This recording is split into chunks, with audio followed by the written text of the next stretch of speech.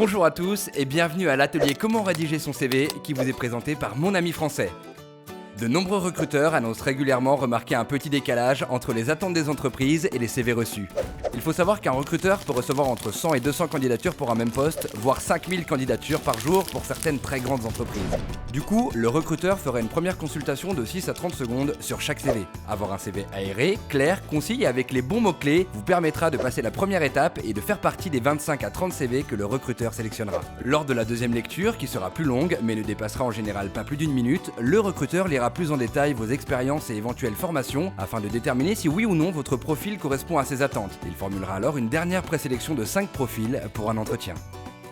En conclusion, avant d'avoir été sélectionné pour un entretien, le recruteur passera entre 1 minute et 1 minute 30 sur votre CV.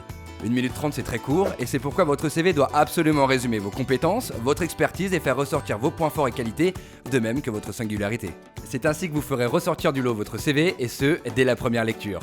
Enfin, on entend beaucoup dire qu'un CV ne doit pas dépasser une page. Cela était vrai à l'époque des candidatures envoyées par courrier, le recruteur se retrouvait en effet avec des piles de CV. Aujourd'hui, les candidatures sont principalement envoyées par mail. De plus, un CV sur 2 pages peut permettre d'aérer son CV, éventuellement de mieux détailler une expérience, etc. Pour autant, tâchez de ne pas dépasser 2 pages. Quitte à adopter une police d'écriture plus petite, le recruteur, les lisant sur son ordinateur, pourra aisément zoomer afin d'avoir une police plus lisible.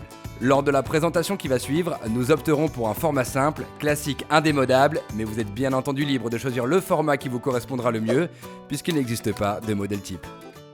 Dans votre CV, vous devrez impérativement indiquer les points suivants: votre état civil et coordonnées, vos expériences, vos formations et vos compétences additionnelles.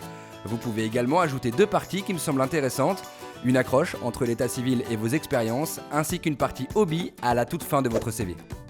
Vous devez vous présenter en quelques lignes. Cette rubrique doit être positionnée en haut de votre CV. À gauche, au centre, à droite, il n'y a pas de règle. En revanche, vous devez absolument indiquer votre prénom et votre nom en majuscule, votre adresse personnelle, votre numéro de téléphone, votre adresse mail, votre date de naissance et votre nationalité.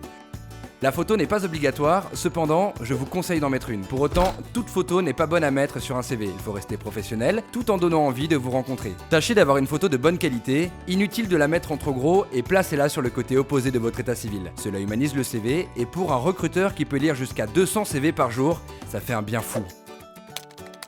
Peu de candidats pensent à ajouter une accroche sous le titre de leur CV. C'est pourtant une initiative très appréciée des recruteurs. L'accroche, c'est un peu comme la 4e de couverture d'un livre. Sa pertinence doit donner au recruteur l'envie de lire le CV et vous devez ainsi justifier les raisons de votre candidature et mettre en valeur en quoi vous êtes le candidat idéal.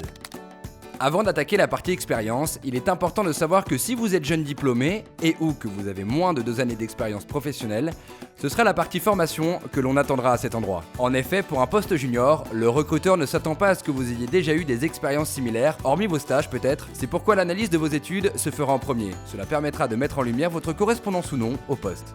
Les expériences se présentent par ordre chronologique inverse, c'est-à-dire que l'expérience la plus récente se présente en premier. Pour chacune de vos expériences, je vous recommanderais d'indiquer les dates de début et de fin, l'intitulé du poste occupé, le nom de la société et éventuellement une rapide description de son activité et un résumé de vos principales missions. Conseil, n'en dites pas trop. Essayez plutôt de mettre en avant vos résultats et votre apport à la société. Cela apportera du concret aux recruteurs. Utilisez des verbes d'action dans la description de vos expériences. Par ailleurs, pour les jeunes diplômés, n'hésitez pas à présenter vos expériences qui auraient été effectuées en parallèle de vos études. Stages, job d'été, contrat étudiant, cela témoignera de votre volonté de travailler et de votre connaissance déjà acquise du monde professionnel. Les formations se présentent par ordre chronologique inverse. Dans cette partie, vous indiquerez l'intitulé de vos diplômes et ou formations ainsi que la date d'obtention et le nom des établissements, lycée, université, école supérieure. Si vous avez une mention au bac ou autre mention, n'hésitez pas à le préciser, mais il est inutile de remonter jusqu'au collège. Ce sont des compétences formellement démontrables, nées d'un apprentissage technique souvent d'ordre académique et dont la preuve est apportée par l'obtention de notes, de diplômes, de certificats. Ce sont vos compétences informatiques, linguistiques ou bien des certifications que vous auriez obtenues en parallèle de vos expériences.